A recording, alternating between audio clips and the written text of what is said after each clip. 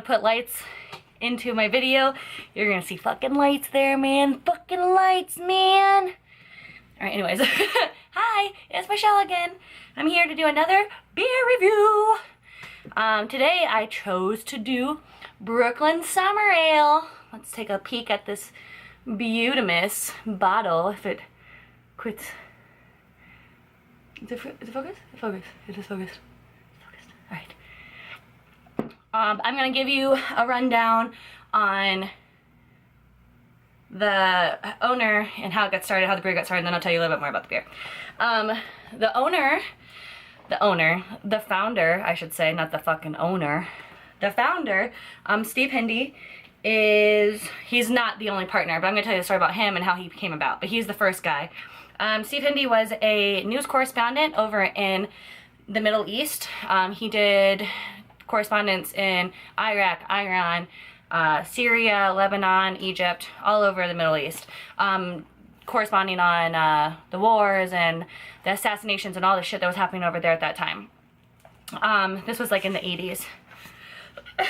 While he was there, he befriended a diplomat, multiple diplomats, but one in particular he became really close with. At the time there, which I still think maybe it's still happening, alcohol is prohibited in the Middle East, so secretly they were brewing their own beers. Steve Hindy became friends with these guys and kind of got the itch for it while he was there. He tasted their beers, obviously drank with them, and learned how to do them. Or what? Learned about the beers. Huh? What am I saying? Learned about the beers. So I think that gave him the itch. In 1984, he was staying at a hotel, and there was a barrage? Mortar? I think I'm saying it right. My mom tried to help me earlier. I'm pretty positive it's mortar. Mortar? You get what I mean. There was a bomb. There was a bomb that hit the hotel or some kind of shit, and he took some of the debris and put it in his pocket, and it was still hot, and then he now keeps that piece of debris on his desk to this day as a reminder of what has happened. But whenever that happened at his hotel, he packed up his family and got the fuck out of there. He said, I'm done, I'm leaving, I'm not dealing with this shit anymore, and he was gone. So he brought his family to Brooklyn, New York.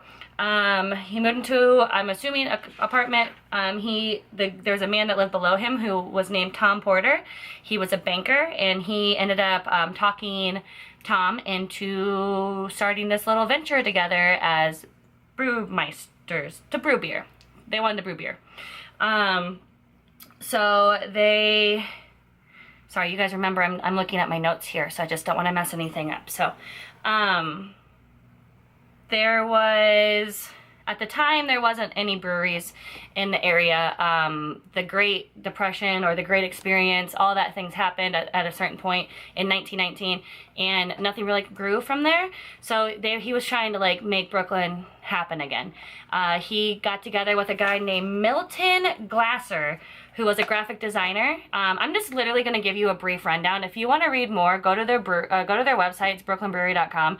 They have the stories that they have on there it's pretty amazing. I have yet to come across, a website that has had so much information and had stories, and it's pretty actually really interesting. I learned a lot. But anyway, so they got a hold of this guy named Milton Glasser, who, like I said, was a graphic designer, and they wanted him to help make their label or their logo. This guy, he called. He denied, didn't want anything to do with them. And eventually they pestered him so much that he said, okay, I'll give you 5 minutes of my time, and, you can pitch, but he seemed like he wasn't interested. He talked to them and ended up talking to the two of them on the phone for 2 hours. And eventually they came to an agreement that Glasser, or Milton, was he told them, don't pay me. I will do your logo for free as long as you put me in as a partner, essentially, and I will make some money off of it. At the time, to those guys, they had nothing. They had nothing to go off of, no money. They were like, sure, yeah, for sure. If we make money, we'll for sure, cut you a deal. So from there on, they came across this lady named Sophia who owned a soda pop, like a small soda pop business, and she gave them the idea of starting a microbrew, which, you know, you start off with 1 beer, 2 beer, you try to sell them to the companies around town, and eventually, or what she did with hers is started like she had like a bus and like had her own logo, like a bicycle, and she just sold the shit out of that. And eventually she said that she sold more out of that than she did trying to go through a big company. So they kind of took that upon themselves and did the same thing. And the rest is history. They've started this whole business. It grew and grew and grew. And they are a huge brewery in Brooklyn, New York. They have 1,000 beers. I mean, that's exaggeration. But like they do quarterly beers where like each quarter they come out with these big, massive beers. And they're usually like 11, 10% alcohol. You like worth your while beers. Like a one take beer, and especially because it's that big, like that's a lot. Different kinds, and we've had a few at work that have been good. We haven't had any in a while, but from what I know, they have good credentials. They've been good, they have, you know, they got it all. So, this beer itself is, like I said, it's called Brooklyn Summer Ale. You would think it was a summer ale, but it's not. It is called a Sunny Pale Ale. So pale ales are considered to be more, hoppier, a little hoppier, not as much as an IPA, but you know, we're in a area here. So last time I did a wheat ale, this is a pale ale. It's 5% alcohol. The ABV is 5%. If you don't remember alcohol, it's ABV stands for alcohol by volume. So that's how much alcohol is in it by volume. This is a 12-ounce bottle. It has a snappy clean bitterness flavor, and it has bright floral aromas. It's only available between March and August, since it's a limited availability beer. It's like a seasonal beer. Obviously, that's what I'm trying to say. It's seasonal beer. Brooklyn Brewery is located in Williamsburg, Brooklyn. This beer has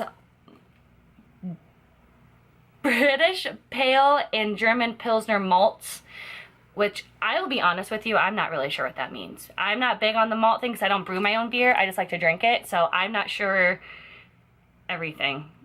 I'm not an expert, guys. I'm just telling you. I just like to drink beer, and I feel like maybe you should drink beer too, and maybe you'll learn something from my videos, from my opinion and a little bit of information I can get off their website. I mean, I got a little bit, not a ton, but I got some. This one didn't give me an IBU, so I don't know exactly what that is. Good food pairings, would be like seafood, salads, lightly spicy dishes. This is like an all-day kind of summer beer. You can, since 5% alcohol, that's like not too high. This is a beer you want to have like a cookout, or, you know, it's summery, it's lighter. It is, like I said, when you see summer ale, you imagine it to be like a wheat, but it's not.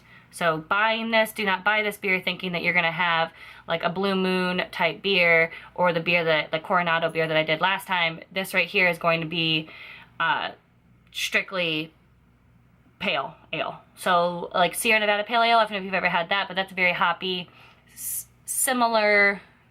This is a little bit more summery, a little bit more citrusy, I should say. I would love to go here and visit. I would love to go to this brewery. I'm not exactly sure. I couldn't find out from the website if whether that they have food or not. I didn't see that they did, but I could imagine a brewery as big, a brewery as big as they are, that they didn't have it. The brewmeister is named Garrett Oliver. He is pretty amazing if you read some stuff about him. He's a James Beard Award-winning man, which is, that right there, it's like the highest honor you can get. And as a brewmeister, that's incredible. That means he's making phenom beers, and that's freaking cool. He's also a chef, and he's award-winning, like all these different things, which makes me even more want to go there and try his beers, like try what he's doing. You know, he took something from Steve and Tom, because we're on first name basis because we're BFFs. But he took something from Steve and Tom and made it, and, you know, took their idea and is now rolling with it and kind of putting his own twist on it, which is so cool to me. Yeah, I really want to go here. One day I've never been to New York. One day I'm going to make it to New York, and I'm going to drink that beer. And there. So, we're going to do the fun part, and we're going to drink this motherfucking beer. Ready to hear it? Ooh. Ooh. Look at this cute little cap. I decided I'm going to start collecting all these caps, and eventually I'm gonna make something with them after I do some videos. All right, so don't forget, I got my glass here, same glass. Don't acknowledge that it's Thirsty Dog. I just need a glass that's room temp. Don't forget, room temp, 45-degree angle, and pour. My neighbors probably think I'm fucking crazy. Like, who's this bitch in there talking to? No one. Myself. A camera. My friends. My friends. Alright, so. They're right. It is floral, citrusy aromas. Coda came to join us in this class. You ready? Like I said, floral and citrusy. You can smell the hops. It smells really good. Oh, buddy. That is an easy drink. That is an easy drink. This would be another good transition beer from if you're not used to drinking craft beers. Oh, hello, Coda. She wants Max to play with him and with her, and he is not having it. Oh, this beer is really good. You could chug it. Like I said, this would be like another good transition beer from you drinking Bud Light or Miller Lite. This isn't too hoppy. This isn't nothing like Sierra Nevada Pale Ale. I was lying. I just thought because it said Pale Ale, I was just assuming. I've only had this beer like once before, so I don't really know much about it. But it's very easy to drink. It's not heavy at all. It is very light. Like I said, this right here would be awesome for a cookout. If you're gonna do like you know, an all-day drinking type thing. This right here wouldn't get to a point where it was like skunky or too much, you know, too much flavor. It's very mild. This is a good beer. This is unfortunately, it's a chugger beer, where you chug a lot of it real fast, and that's scary, so you don't do that. Do not chug your beer. Do not chug your beer, people. Unless you're tailgating, then chug your beer at tailgating. Yeah, I would definitely recommend this beer to a lot of people, especially for new transition people.